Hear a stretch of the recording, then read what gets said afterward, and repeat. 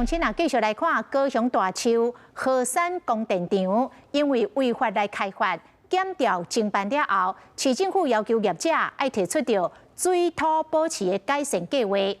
因为最近落大雨，供电场有山坡来帮车，而且发生着土石流。国民党的立委郭志温要求市政府要加强监督，水利局嘛来回应，后续会继续来查核着现场的设施。空翕的镜头翕到大面积的山坡地，那拢是落果糜，阁有几闹位窟仔积真侪水，甚至另外一边积水情形就亲像欠水池遐尼大窟，阁有会高化对咧流入来。这个所在就伫咧高雄大树河山供电案场。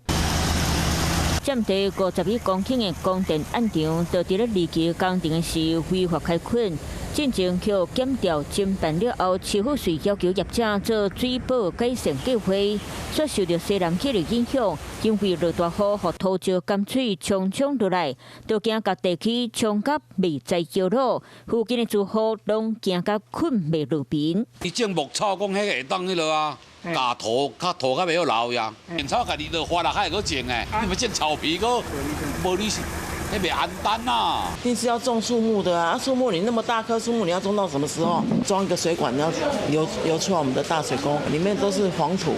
那民众真烦恼，国民党立委郭志伟嘛伫咧面前讲，业者进前答应会将排水引流到地方池，土石刷甲排水沟化规个拢塌起来，失去功能。那做代志跳票，嘛认为市府爱加强监督。整体未见重大的灾损，先前因风灾损毁边坡也并无扩大的情形。此外，周边社区的大排水沟顺畅，并无土石流。居民生活未受影响。